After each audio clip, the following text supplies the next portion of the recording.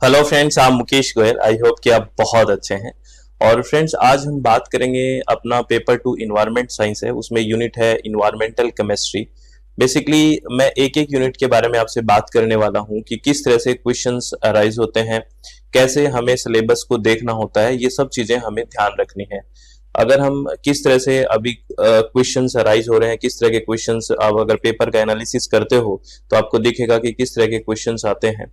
ठीक है, तो हम पूरा जो लेटेस्ट एग्जाम है उसके हिसाब से, जो अभी रिसेंटली एग्जाम हुए हैं उनके हिसाब से हम बात करें तो किस तरह का करंट पैटर्न बना हुआ है, किस तरह से सिलेबस को आपको डीपली पढ़ना है, ये मैं सारी बातें करूंगा।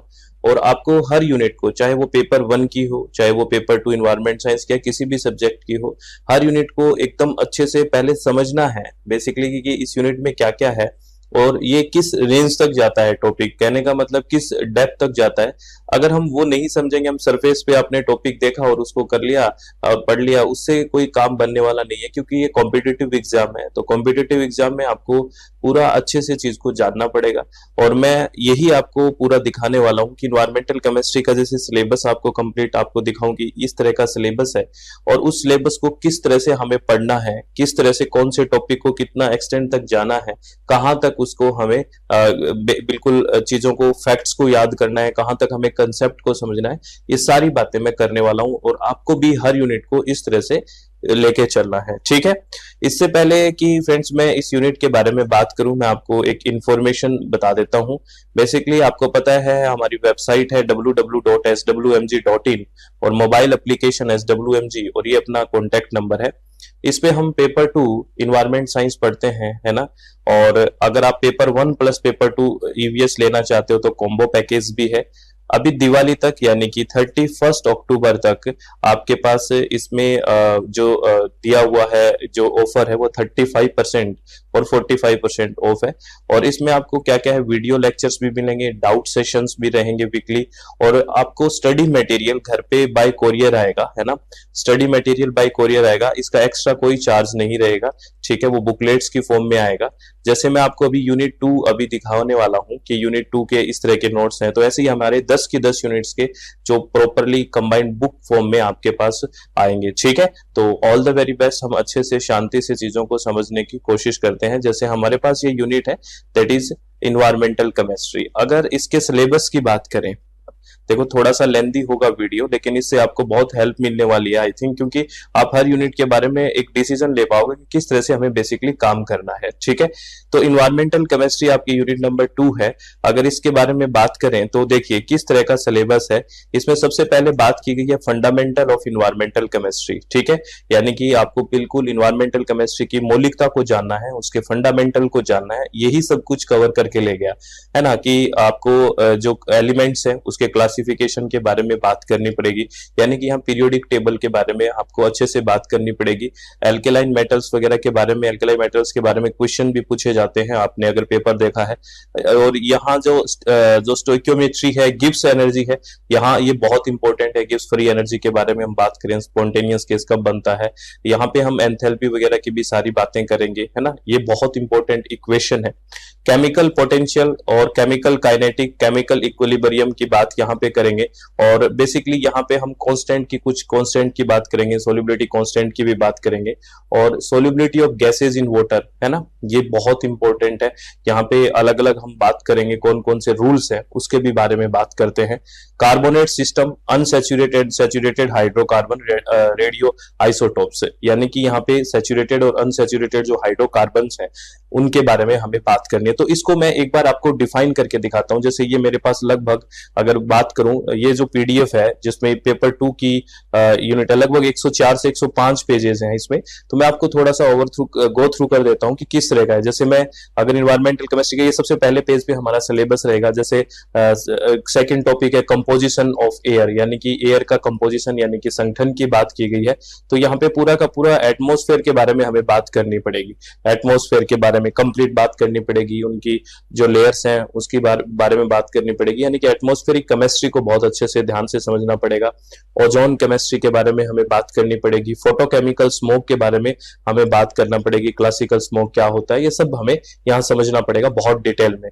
और यहाँ पे हाइड्रोलॉजिकल साइकिल्स हैं, ये टॉपिक देखो तो इसमें वाटर के बारे में हमें बात करनी है, सरफेस पे, अंडरग्राउंड में और वाटर वेपर फॉर्म में। बीओडी के बारे में हमेशा आपको देखा होगा, अगर आपने पेपर देखा है तो बीओडी, सीओडी और डीओ बहुत ज्यादा इंपॉर्टेंट है, यहाँ से क्वेश्चंस आते हैं। और अगर हम बात करें वाटर ट्रीटमेंट के बारे में, यहाँ से भी बड़े अच्छे अच्छे क्वेश्चंस आते हैं, है ना। Sedimentation, coagulation, flocculation, filtration, pH and redox potential क्या है, यहाँ से हर बार क्वेश्चंस है वो पूछे जाते हैं। और इनऑर्गेनिक और ऑर्गेनिक कंपोनेंट्स ऑफ सॉइल, यानी कि सॉइल के बारे में, सॉइल केमिस्ट्री के बारे में भी यहाँ अगर बात करें, यहाँ पे पूरा का पूरा सॉइल का हम प्रोफाइल देखते हैं कि कहाँ पे कौन सी लेयर है, उसमें केमिकल कंपोजिशन किस तरह का होता है, यहाँ पे भी आपसे क्वेश्चंस पूछे जाते हैं।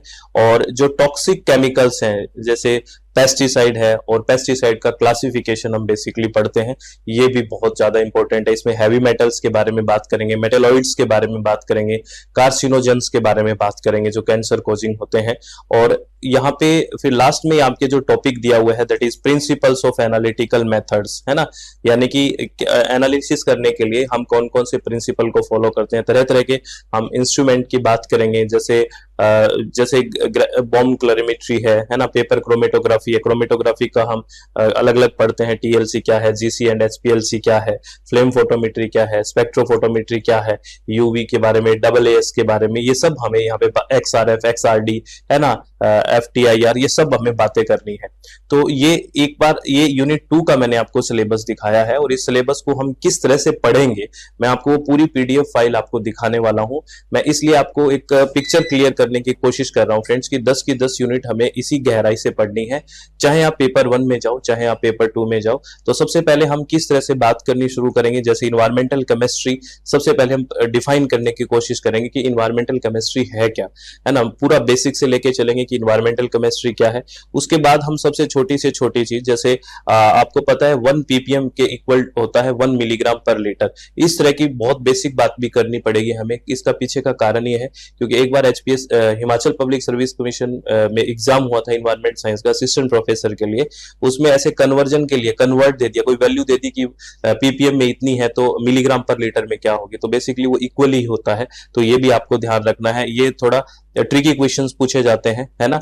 और उसके बाद हम जो बात करेंगे, जो NAAQS के बारे में बात करनी है, यानी कि national ambient air quality standard 2009, इसके बारे में हमें बात करनी होगी। यहाँ पे कौन कौन से पॉल्यूटेंट्स के बारे में बात की गई है, यहाँ पे टाइम वेटेज एवरेज के बारे में, एनुअल और 24 आवर्स की बात करनी पड़ेगी।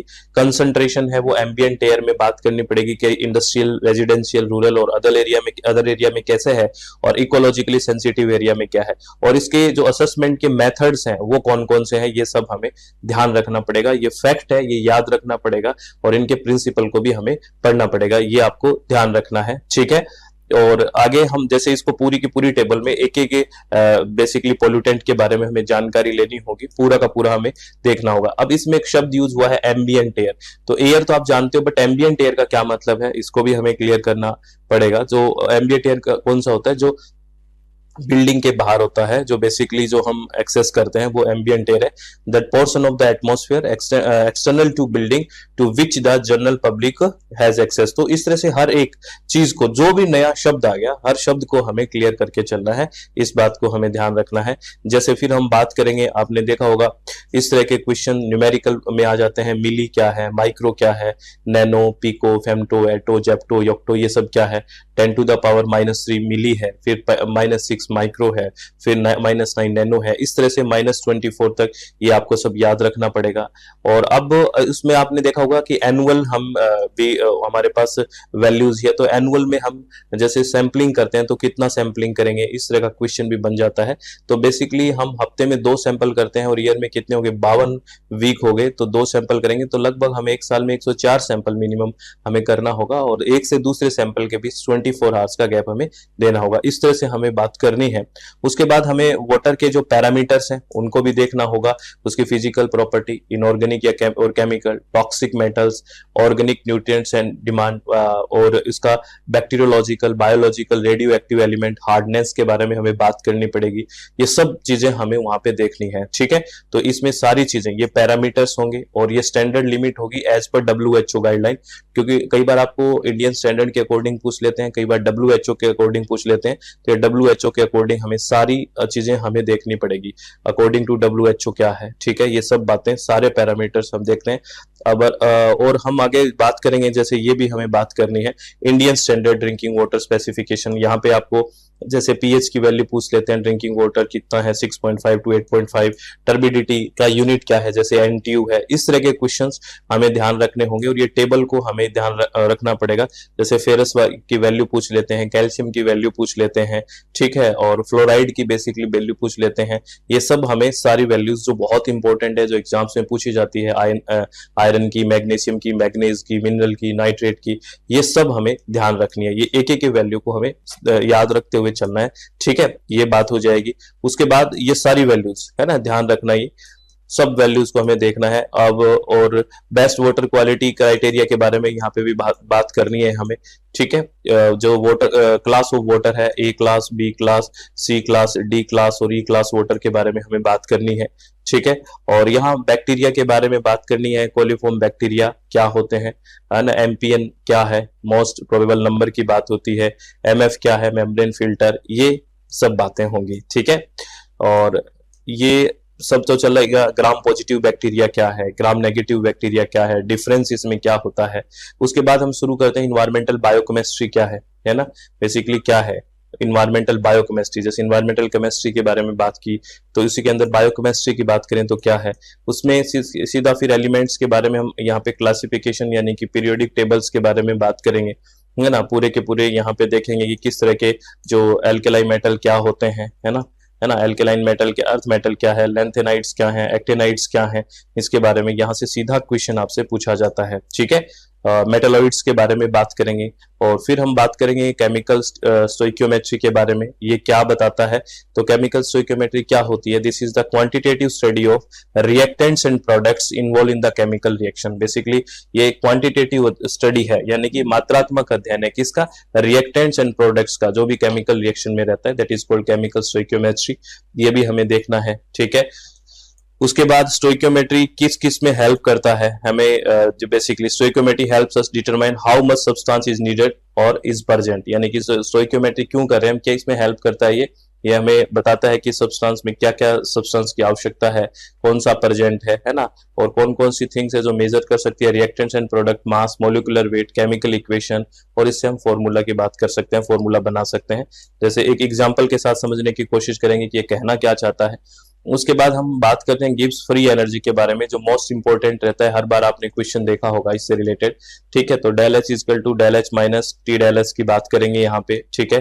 ये सब बातें यहाँ पे होंगी और फिर सिस्टम सराउंडिंग की बात होगी, ओपन सिस्टम क्या है, क्लोज सिस्टम क्या होता है ना, और आइसोलेटेड सिस्टम क्या है, ये हमें देखना होगा, है ना। एंथैल्पी जो है एच के बारे में बात करनी पड़ेगी और इसमें जो इंटरनल एनर्जी है, बेसिकली इंटरनल एनर्जी के बारे में बात करनी पड़ेगी, del H equal to del U PV के बारे में, ठीक है, पी डेल वी, ठीक है। जो प्रेशर और आयतन के बारे में बात करेंगे, बेसिकली वॉल्यूम के बारे में, एंथैल्पी के साथ कैसे रिलेट होता है, और इंटरनल एनर्जी के बारे में बात करेंगे। और ये इक्वेशन बहुत ही इंपॉर्टेंट रहने वाली है और इसमें कुछ नोट होंगे, वो नोट को भी बहुत अच्छे से संभाल के रखना है कि डेल एच क्या है ना, डेल एच की नेगेटिव हो तो एक्सोथर्मिक या एंडोथर्मिक रिएक्शन, कौन सी रिएक्शन होगी, इस तरह की बातें हमें करनी है। मैं आपको इसलिए कह रहा हूँ फ्रेंड्स कि हर यूनिट को बहुत गहराई से करना है। आप एकदम थोड़ा सिलेबस देखे ऐसे ना सोचे कि इतनी बात करनी है, बहुत सारी बातें होती है, इसलिए मैं आपको ये चीजें क्लियर करवाने की कोशिश कर रहा हूँ, चाहे पेपर 1 हो चाहे पेपर 2। एंट्रोपी की बात करनी पड़ेगी कि एंट्रोपी क्या होता है ना, del S total equal to del S system plus del S surrounding greater than अगर 0 है, तो ये सब बातें हमें इनकी प्रॉपर्टी को लेके चलना पड़ेगा। और अब क्या है, when A system is equilibrium, जब कोई भी सिस्टम इक्विलिब्रियम में होता है तो एंट्रोपी क्या होती है, मैक्सिमम होती है, और चेंज इन एंट्रोपी होता है वो 0 होता है। ये कई बार स्टेटमेंट में पूछा जाता है, याद रखना, जब इक्विलिब्रियम में होता है तो एंट्रोपी मैक्सिमम होती है, लेकिन चेंज इन एंट्रोपी यानी कि डेल एस होता है वो क्या होता है, 0 होता है, ठीक है। Entropy for a spontaneous process increase till it reaches maximum and at equilibrium the change is entropy is 0। सीधी सी बात है, चेंज होगा वो 0 हो जाएगा, लेकिन वो इक्विलिब्रियम में तब आएगी जब मैक्सिमम हो जाएगा एंट्रोपी। और ये जो नोट है इसको हम बहुत अच्छे से शांति से ध्यान से समझने की कोशिश करेंगे। Del H equal to del H minus T del H है ना, this equation is called the Gibbs Helmholtz equation है। और del G is greater than 0 है तो रिएक्शन क्या होगी, नॉन स्पॉन्टेनियस होगी और एंड्रोगोनिक होगी, ये भी ध्यान रखना है। और अगर डेल जी है वो लेस देन जीरो है तो रिएक्शन है वो स्पॉन्टेनियस होगी और एक्सर्जोनिक होगी, यानी कि एक तरह से हीट निकलेगी। और अगर del G equal to zero है तो रिएक्शन है वो इक्विलिब्रियम में होगी। ये सारी की सारी हमें प्रॉपर्टीज पढ़नी है। फिर हमें जानना है कि केमिकल पोटेंशियल क्या चीज है, उसके बारे में हमें बात करनी पड़ेगी। पार्शियल मोलर गिब्स एनर्जी के बारे में बात करनी पड़ेगी। कौन कौन से ऐसे फैक्टर हैं जो रिएक्शन रेट्स को इफेक्ट करते हैं, ये हमें देखना पड़ेगा। फैक्टर्स अफेक्टिंग रिएक्शन रेट्स, ये सारे फैक्टर्स हमें देखने हैं, ठीक है। ये फिर बीच बीच में जो पीवाईक्यूज आए हुए होते हैं, प्रीवियस ईयर क्वेश्चंस होते हैं, उनको हम देखते हैं कि इससे रिलेटेड कैसे कैसे क्वेश्चन आया है। ये आपको साथ साथ करना है, जैसे बीओडी से रिलेटेड इस तरह के क्वेश्चन कैसे आते हैं, ये हमें ध्यान रखना है, ठीक है। उसके बाद हम ये सब बातें जो क्वेश्चन में ऑप्शंस होते हैं, उन ऑप्शन को सारों को क्लियर करने की कोशिश करते हैं, है ना। एस्बेस्टोसिस जो होती है, एस्बेस्टोसिस है वो किससे कोज होती है, कोज बाय इनहेलिंग एस्बेस्ट फाइबर्स होते हैं। सिलिकोसिस किससे होती है, इनहेलिंग सिलिका डस्ट है। कोल वर्कर्स जो होते हैं उनके कॉमनली जो निमोनोकोनियोसिस हो जाता है ना, जो लंग संबंधी है ना, कॉमनली रेफर टू सीडब्ल्यूपी और black lung cause by inhaling coal mine dust. ये भी आपसे डायरेक्ट क्वेश्चन पूछे जाते हैं डिजीज से रिलेटेड मैच करने से, है ना। और ये जो है byssinosis is a disease of lungs, ये भी ध्यान रखना है, ये आपसे क्वेश्चन पूछा गया था separately. It is caused by breathing in cotton dust और dust from other vegetable fibre such as flax, hemp और सिसल वाइट और एट वर्क, ये भी आपको ध्यान रखना है, ठीक है। मतलब इस तरह से हमें एक एक ऑप्शन पे काम करना होता है, एक एक पॉइंट पे काम करना होता है। जैसे कैटालिस्ट के बारे में हमें बात करना है कि कैटालिस्ट होता क्या है, उनकी प्रॉपर्टी के बारे में बात करना है, केमिकली अनचेंज्ड आफ्टरवर्ड्स, ये सब हमें एक कीवर्ड्स को हमें देखते हुए चलना है ना। जब ये किसी में catalyst substance that can be added to a reaction to increase the reaction rate without getting consumed in the process, ये सब हमें देखना है। और इसके बाद विदाउट एंजाइम और विद एंजाइम की हम बात करेंगे, यहाँ पे किस तरह से एक्टिवेशन एनर्जी होती है, उसको कैसे प्रभावित करता है ना। उसके बाद हम टॉपिक देखेंगे केमिकल इक्विलिब्रियम के बारे में, यानी कि जो रासायनिक साम्य होता है वो बात करेंगे क्या होता है ना। तो इसमें क्या होता है, the rate of the forward reaction is equal to the rate of reverse reaction. दोनों अगर बराबर हो जाती है तो केमिकली क्या होता है, इक्विलिब्रियम होता है। ये हम रिएक्टेंट्स, प्रोडक्ट्स और इक्विलिब्रियम के बारे में बात करेंगे। केमिकल इक्विलिब्रियम को जैसे होमोजेनियस इक्विलिब्रियम क्या होता है, हेटेरोजेनस इक्विलिब्रियम क्या है, ये भी हमें देखते हुए चलना है, ठीक है ना। और कौन कौन से ऐसे फैक्टर्स हैं जो अफेक्ट करते हैं इक्विलिब्रियम को, ये भी आपसे डायरेक्ट क्वेश्चन पूछा जाता है, इनको भी हमें देखना है। इक्विलिब्रियम कांस्टेंट के बारे में बात करेंगे, ये बहुत इंपॉर्टेंट रह जाता है, जो कंसंट्रेशन केसी की बात करते हैं यहाँ पे, ये भी हमें देखना है, ठीक है। और solubility of gases in water की बात करें तो आइडल गैस के बारे में यहाँ पे हम बात करेंगे, कुछ रूल्स के बारे में यहाँ बात करेंगे। आइडल गैस क्या है, पीवी इक्वल टू एनआरटी है, ये देखते हुए फिर हम कुछ रूल्स के बारे में यहाँ बात करेंगे, जैसे चोल्स लॉ क्या है, बॉयल्स लॉ क्या है, एवोगाड्रोस लॉ क्या है, इसके बारे में हम बात करेंगे, ठीक है। ठीक, एवोगाड्रो नंबर क्या है। उसके बाद में डाल्टन्स लॉ, पार्शियल प्रेशर के बारे में बात करते हैं, है ना। ये यहाँ से डायरेक्ट आपसे कई बार न्यूमेरिकल बेस्ड भी क्वेश्चन आ जाता है, अगर आपने देखा है तो, ठीक है। आप बोर तो नहीं हो रहे ना, शांति से चीजें समझ में आ रही है। हर यूनिट को ऐसे एनालाइज करना है प्लीज। अगर आपको हेल्प मिल रही है इन चीजों से तो प्लीज मैक्सिमम लोगों तक आप पहुंचाने की कोशिश करें, और शेयर करेंगे तो हमें भी एक मोटिवेशन मिलता है फ्रेंड्स, ठीक है। हेनरीज लॉ के बारे में बात करनी है। अब मैं आपको ये समझ आ रहा है कि ये क्या कहना क्या चाह रहा हूं मैं। कई बार आप देख रहे हो कि ऐसा क्यों कर रहे हैं, इसीलिए कि भी पेपर 1 और पेपर 2 जो भी यूनिट आप पढ़ रहे हो इतना डिटेल में जाना होता है। ऐसा नहीं कि हमने सरफेस फिर कहते हैं कि सिलेक्शन सर क्यों नहीं हो रहा, तो वो एक अगर आप पहचान करना चाह रहे हो कि सिलेक्शन क्यों नहीं हो रहा, इस तरह की चीजें आप कर पा रहे हो कि हर यूनिट में, है ना। राउल्ट्स लॉ के बारे में हम बात करेंगे, ठीक है। मतलब हर एक को गहराई तक पहुंचना है आपको, ठीक है। उसके बाद सोल्युबिलिटी के बारे में बात करेंगे, है ना, सोल्युबिलिटी के बारे में। और सोल्युबिलिटी में बहुत सारी हमें बात करनी होती है, एंडोथर्मिक के बारे में, एक्सोथर्मिक के बारे में। यहाँ पे सोल्युबिलिटी क्या है, एंडोथर्मिक अगर टेम्परेचर इंक्रीज हो गया तो सोल्युबिलिटी इंक्रीज होगी, एक्सोथर्मिक में अगर टेम्परेचर इंक्रीज हो गया तो सोल्युबिलिटी सीधी सी बात है डिक्रीज होगी। इसको हम समझने की कोशिश करते हैं। फिर ओशियन एसिडिफिकेशन होता है, बहुत इंपॉर्टेंट है ओशियन एसिडिफिकेशन, बहुत इंपॉर्टेंट है। इसमें इक्वेशन से सारी चीज को समझेंगे कि ओशियन एसिडिफिकेशन क्या होता है, पूरा इक्वेशन के साथ, पूरा डायग्राम के साथ साथ हम इस बात को देखते हैं कि बाइकार्बोनेट, कार्बोनेट सब बात करने की यहाँ कोशिश करते हैं। ठीक है, ये सब हमें देखना होता है। फिर सैचुरेटेड और अनसैचुरेटेड हाइड्रोकार्बन को पूरा डिटेल में पढ़ते हैं कि इनमें क्या डिफरेंस होता है, सैचुरेटेड और अनसैचुरेटेड हाइड्रोकार्बन होते क्या हैं, सब हमें एल्केन, एल्किन्स, एल्काइंस के बारे में हमें जानना होता है। ठीक है, एरोमेटिक हाइड्रोकार्बन्स हमें देखने होते हैं, एरोमेटिक हाइड्रोकार्बन्स के बारे में बात करेंगे। ठीक है, उसके बाद डिफरेंस की बात करनी है, सैचुरेटेड और अनसैचुरेटेड फैट्स के बीच क्या डिफरेंस है, क्या उनमें चेंज है, ये देखना है। ठीक है, ट्रांस फैट्स के बारे में, सिस और ट्रांस फैट्स के बारे में बात करनी है। इसको हम केमिकल फॉर्मूला के साथ हम देखेंगे कि सिस और ट्रांस क्या होता है, कहाँ पे पोजीशन चेंज होती है, सिस होता है, कहाँ पे ट्रांस होता है ना। आर्टिफिशियल जो ट्रांस फैट के बारे में बात करेंगे, ये सब हार्मफुल इफेक्ट्स के बारे में बात करेंगे। परमिसिबल लिमिट क्या है इसकी, WHO क्या रिकमेंड किया है, यहाँ से भी डायरेक्ट क्वेश्चन आ जाता है, ये भी हम देखेंगे। ठीक है, और ये कुछ एग्जांपल्स हैं उनके कि क्या क्या चीजें हैं जहाँ पे फैट्स की बात होती है। फिर हम आ जाते हैं कंपोजिशन ऑफ अर्थ एटमॉस्फेयर, जहाँ मैंने एटमॉस्फेयर की बात करनी होती है।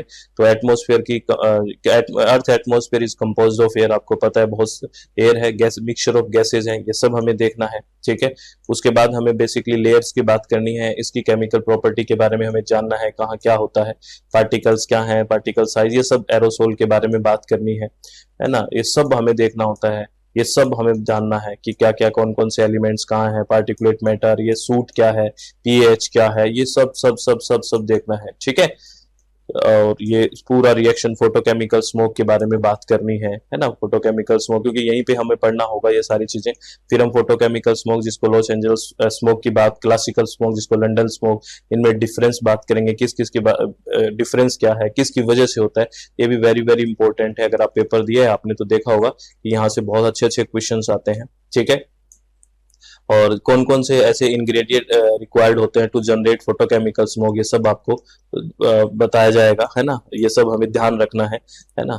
प्लीज ये ध्यान रखना है, इस तरह से चीजें हमें ध्यान सारी रखनी है। सल्फर स्मोक के बारे में बात करनी है, सल्फर स्मोक क्या है। ठीक है, उसके बाद इफेक्ट क्या है स्मोक के, वो देखने हैं। फिर ये सब पोल्यूटेंट और इफेक्ट्स के बारे में बात करेंगे कि कौन कौन सा पोल्यूटेंट होता है, उसका क्या इफेक्ट होता है, ये हमें देखना है।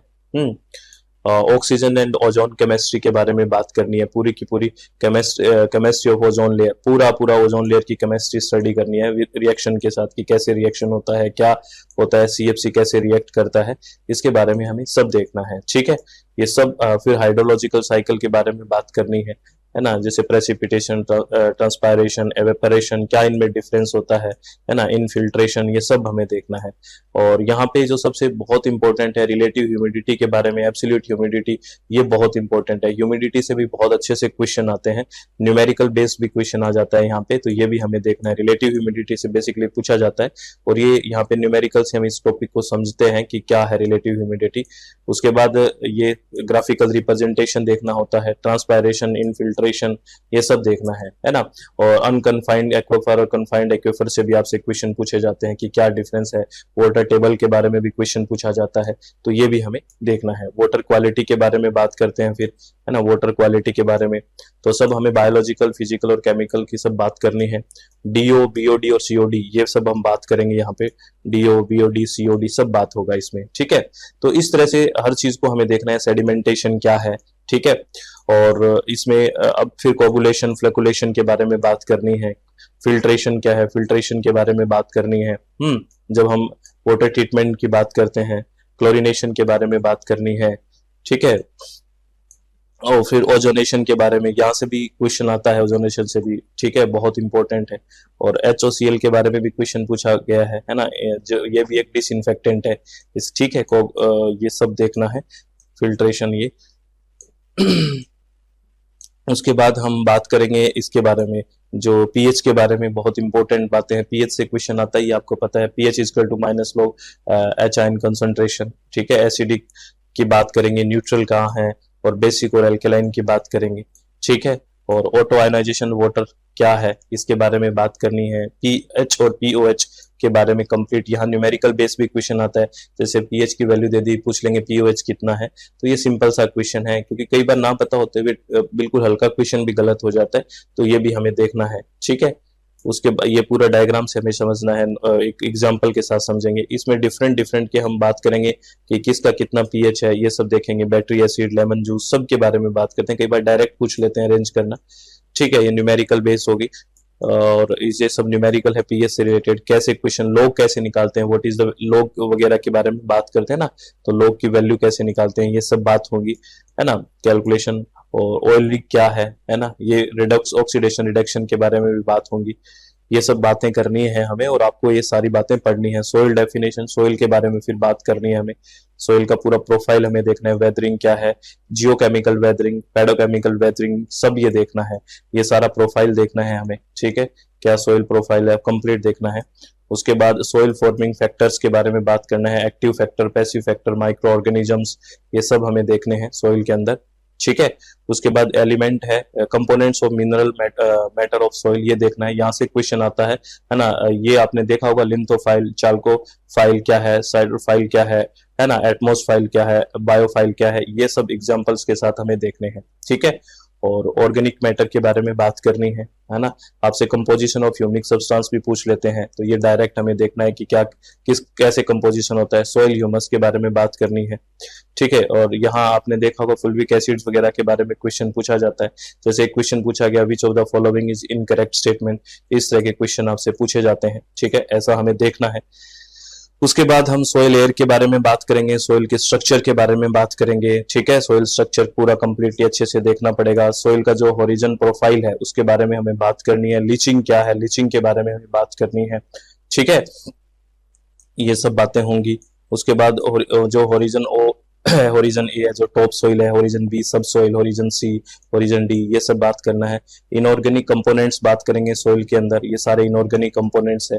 और ये जो यहाँ पे है, अगर आपने देखा होगा, size limit of USDA soil separates, यहाँ पे साइज पूछा जाता है। जैसे सैंड का साइज पूछ लेते हैं, शिल्ट का, क्ले का, ये बहुत इंपॉर्टेंट है। डायरेक्ट डेली हर बार कहीं ना कहीं फैक्चुअल इंफॉर्मेशन आपसे पूछी जाती है, ठीक है। फिर सब डिवीजन पढ़ते हैं इस सोइल का, है ना, विद डायमीटर, ये सब हमें पढ़ना है ना। United state department of agriculture जो यूएसडी है, उसकी जो वैल्यूज दी हुई है उसके बारे में बात करते हैं, है ना। ये पूरा का पूरा प्रॉपर्टी क्या है, सैंड की प्रॉपर्टी क्या है ना, और प्लास्टिसिटी के बारे में सब ये प्रॉपर्टी पढ़ते हैं हम।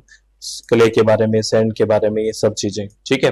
ये पूरा का पूरा क्लासिफिकेशन है। लोम क्या है, सिल्ट क्या है, सैंडी क्या है ना, क्ले लोम क्या है, सिल्टी क्ले लोम क्या है, ये सब हमें देखना है। और जो टेक्सचर के बेसिस पे क्लासेस है, सैंड, लोमी सैंड, सैंडी लोम, ये सब हमें देखना है, ठीक है। और ये 12 ऑर्डर है of soil taxonomy by USDA, कौन कौन से 12 ऑर्डर है ये हमें पूरा के पूरा देखना होता है ना। एल्फीसोल्स क्या है, एंडीसोल्स के बारे में बात करनी है, इनकी एरिडोसोल्स, एंटीसोल्स, ये सब इनकी कैरेक्टरिस्टिक्स क्या है, ये सब आपको मिलेगा इसमें, है ना। जिलोसोल्स, हिस्टोसोल्स, ये सब बातें होंगी, ठीक है। पूरा का पूरा कंप्लीटली ये सारे के सारे जो 12 हैं ये सब मिलेंगे, है ना, ये ध्यान रखना है। उसके बाद हमें मैक्रोन्यूट्रिएंट्स के बारे में बात करनी पड़ेगी, कौन कौन से मैक्रोन्यूट्रिएंट्स हैं, उनके फंक्शंस क्या हैं, ये सब हमें देखने हैं, ठीक है।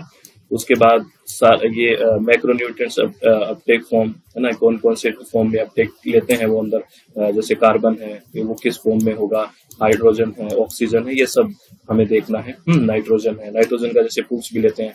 माइक्रोन्यूट्रिएंट्स के बारे में, फंक्शंस ऑफ माइक्रोन्यूट्रिएंट्स क्या है, ये भी हमें देखना है। तो ये सारी चीजें देखिए फ्रेंड्स, ये आपको देखनी है। माइक्रोन्यूट्रिएंट्स के अपटेक फॉर्म क्या है, ये भी आपसे डायरेक्ट पूछ लेते हैं, ये भी हमें देखना है, ठीक है। और कैटायन एक्शन कैपेसिटी, सीईसी के बारे में जानकारी पूरी होनी चाहिए। कैटायन एक्शन कैपेसिटी क्या है, ठीक है। और उसके बाद बायोजियोकेमिकल साइकिल के बारे में, ऑक्सीजन साइकिल, ये सब हमें पूरे के पूरे बातें करनी है यहाँ पे, ठीक है। ये पूरा का पूरा विद ग्राफिकल रिप्रेजेंटेशन, फोटोसिंथेसिस के बारे में बात करनी है ना। चलो, और रेस्पिरेशन, कार्बन साइकिल, ये सब हमें देखना है। ये पूरा का पूरा नाइट्रोजन साइकिल की हम बात करनी होगी। आपको ये कुछ इरिटेशन तो नहीं हो रही ना कि क्या है? बेसिकली इससे माइंड, अगर आपको बर्डन हो रहा है तो भी प्लीज वो झेलना पड़ेगा, क्योंकि ये सारी चीजें ऐसे यूनिट में हर डिटेल में पढ़ना पड़ेगा। अगर नहीं पढ़ोगे तो दिक्कत है।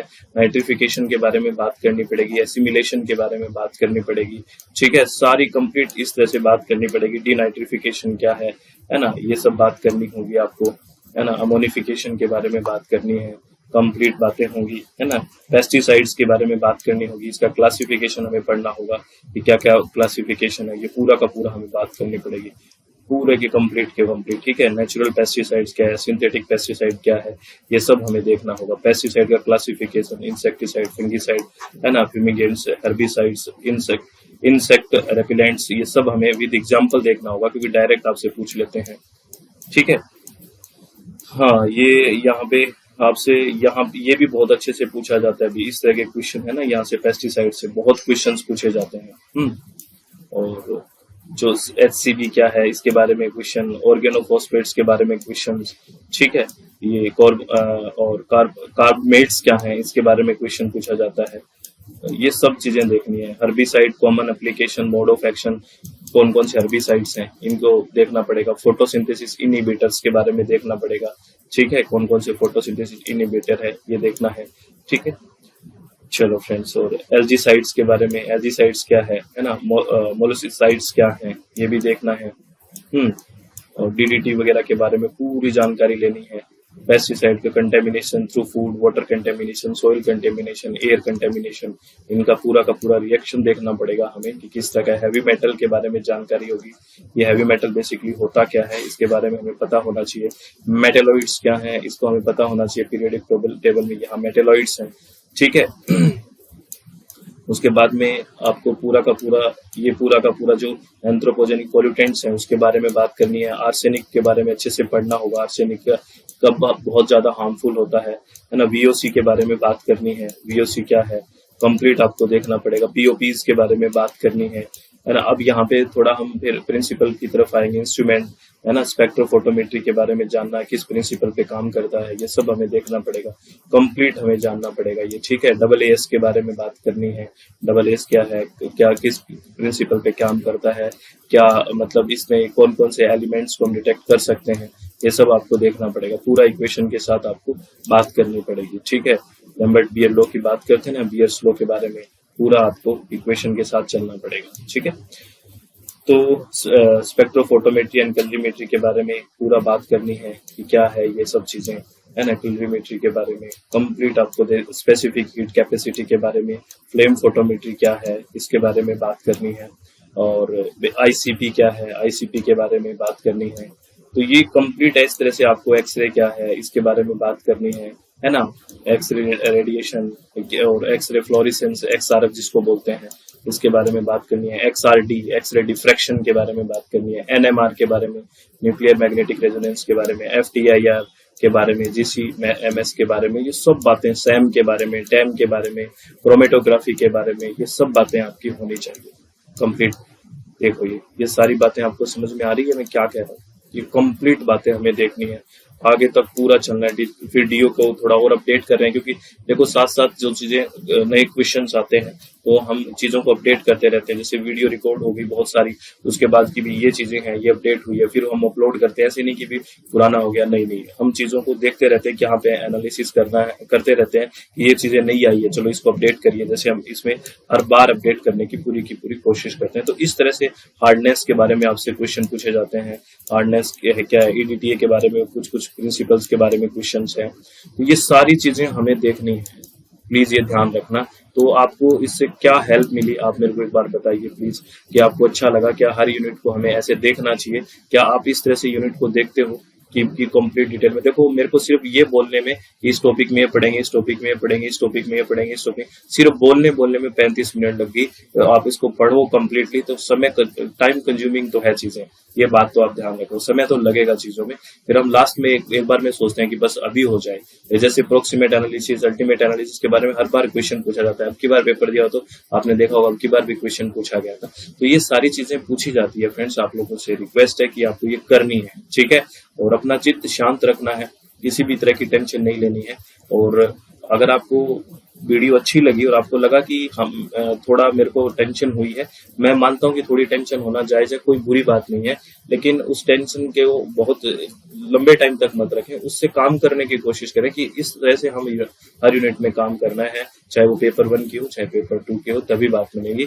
और आप अगर फ्रेंड्स हमारे साथ जुड़ना चाहते हैं, चाहे पेपर 1 हो पेपर 2 हो, कॉम्बो पैकेज आप जुड़ सकते हैं। इसका कंप्लीट ऐसा कैसा स्टडी मटेरियल, चाहे पेपर 1 का भी पेपर 2 का भी, 10 की 10 यूनिट पेपर 1 की, 10 की 10 यूनिट पेपर 2 की, वो स्टडी मटेरियल आपके पास कोरियर के थ्रू घर पे आएगा। आपको वीडियो लेक्चर्स सारे मिलेंगे, डाउट सेशन भी होंगे। अगर किसी लेक्चर में या किसी टॉपिक में आपको डाउट है तो आप कमेंट करके भी पूछ सकते हो। और ये जो ऑफर है ये 31 अक्टूबर तक है फ्रेंड्स, दिवाली तक।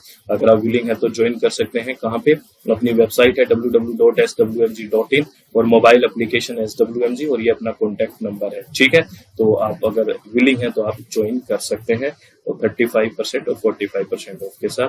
तो लास्ट में मैं फिर यही बात कहूंगा कि अपना चित्त शांत रखें, खुश रहें और किसी भी तरह की टेंशन ना लें, आप लोगों से रिक्वेस्ट है, ठीक है। तो बहुत बहुत धन्यवाद, thank you, thanks a lot friends.